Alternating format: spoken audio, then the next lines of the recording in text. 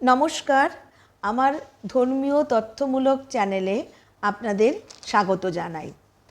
আগামী 17ই সেপ্টেম্বর 2025 সাল ইন্দিরা একাদশীর ব্রত পালন করতে হবে। আশ্বিন মাসের কৃষ্ণপক্ষের ব্রত বুধবার পড়েছে। সারা বিশ্বে পালনের সময়সূচি আমি আপনাদেরকে বলবো। এই ব্রতের মাহাত্ম্য কী, কেন এই ব্রত করবেন, এই ব্রতের কী ফল লাভ হবে, আপনারা সম্পূর্ণ এই চ্যানেলটির মাধ্যমে জানতে পারবেন।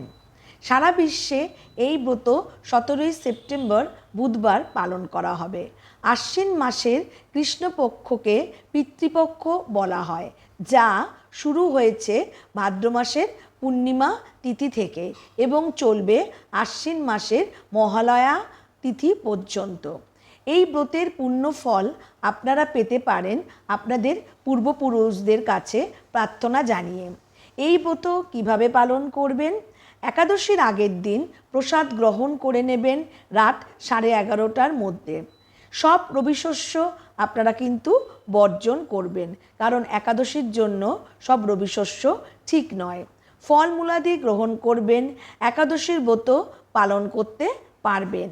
এছাড়া ফল, জল, দুধ, কাজু বাদাম, আমন্ড, আলু সেদ্ধ, পায়েস ও বিভিন্ন রকম নিরামিষ তরকারি আপনারা আহার করতে পারবেন।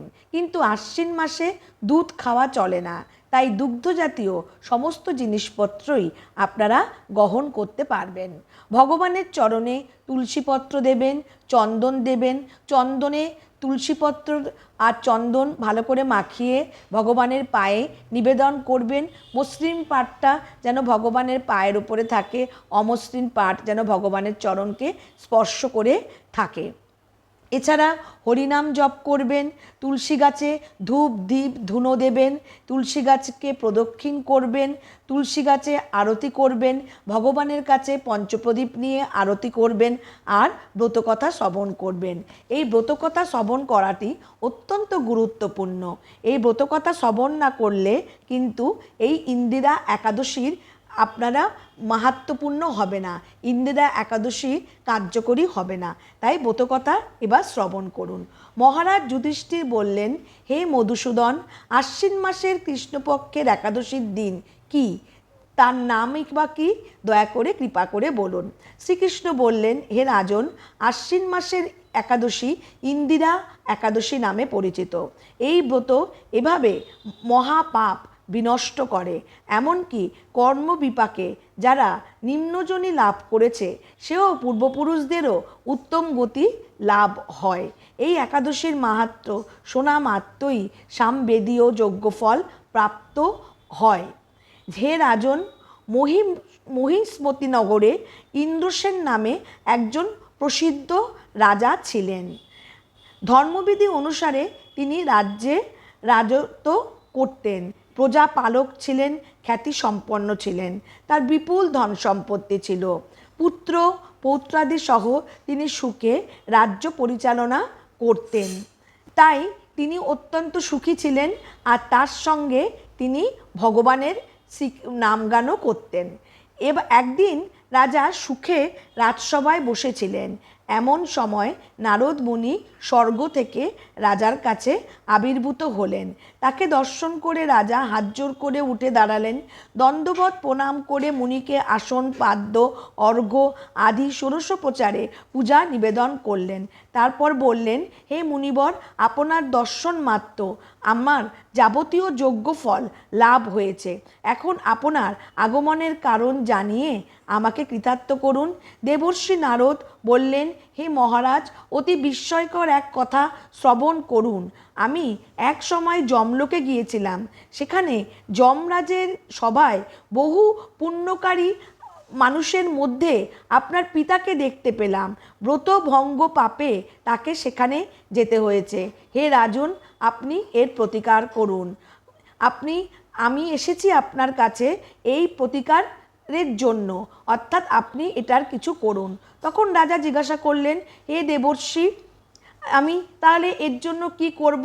তখন নারদ মুনি বললেন, আপনি ইন্দিরা একাদশীর ব্রত পালন করুন। ইন্দিরা ব্রতের তাহলে বিধি কি? রাজা একথা নারদ মুনিকে জিজ্ঞাসা করলেন। কেন, কোন তিথি, কোন পক্ষে এই একাদশীর ব্রত পালন করা কর্তব্য, তা কৃপা করে আমাকে বলুন। দেবর্ষি উত্তর দিলেন, হে মহারাজ, আশ্বিন মাসের কৃষ্ণপক্ষে দশমীর দিন শ্রদ্ধা সহকারে প্রাতঃ স্নান করবেন। মধ্যাহ্নে ভক্তিভাবাপন্ন হয়ে আপনি পুনরায় স্নান করবেন। রাত্রিকালে ভূমিতে শয়ন করবেন। পরদিন একাদশীর প্রাতঃকালে সব কিছু সমর্পণ, প্রাতঃকালীন কাজকর্মাদি সম্পন্ন করে পরদিনকে আপনি নিয়ম নিষ্ঠাভাবে, দৃঢ়ভাবে আপনি এই একাদশীর ব্রত পালন করবেন।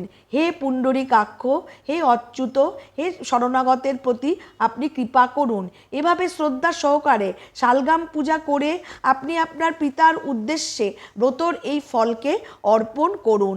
দ্বাদশীর দিন সকালে ভক্তিভরে শ্রী গোবিন্দের পূজা করুন, ব্রাহ্মণ ভোজন করান, শ্রীহরির নাম করুন, ভক্তদেরকে বিভিন্ন রকম জিনিসপত্র অর্পণ করুন, পর্যাপ্ত দান করুন। তাহলে আপনার পিতৃবর্গ মুক্তিলাভ করে শীঘ্রই বৈকুণ্ঠেতে গমন করবে। রাজাকে এই উপদেশ দিয়ে দেবর্ষি নারদ প্রস্থান করলেন। রাজা ইন্দ্রসেন মুনিবরের উপদেশ অনুসারে পুত্র পরিজন সহ ভক্তি সহকারে এই ইন্দিরা ব্রতের অনুষ্ঠান পালন করলেন। তখন দেবলোক থেকে পুষ্পবৃষ্টি হতে লাগলো এবং পিতাও বিষ্ণুলোকে গমন করলেন। তারপর রাজা ইন্দ্রসেন নিজ পুত্রকে রাজ্যভার অর্পণ করে নিজে বিষ্ণুলোকে ফিরে গেলেন। এই হচ্ছে ইন্দিরা একাদশীর মাহাত্ম্য কথা বা মাহাত্ম্য পাঠ। এই একাদশীর ব্রত যারা পালন করবেন তাদের সবারই বিষ্ণু লোকে স্থান পাবেন। এই ব্রত আপনারা একাগ্রচিত্তে করবেন, ফল মূলাদি গ্রহণ করবেন, বিষ্ণুর পূজা করবেন, হরিনাম জপ করবেন, তাহলে সব কিছুই আপনাদের মনস্কামনা, সব মনস্কামনা আপনাদের পূরণ হবে। নমস্কার। আজকে আমার এই ধর্মীয় তথ্যাদি আপনাদের কেমন লাগলো আমাকে জানাতে ভুলবেন না। আর আমার এই চ্যানেলটিকে অবশ্যই সাবস্ক্রাইব করবার, লাইক করবার অনুরোধ রইল। কমেন্ট সেকশনে আপনারা আপনাদের ইষ্ট দেবতার নামটি লিখতে ভুলবেন না। নমস্কার।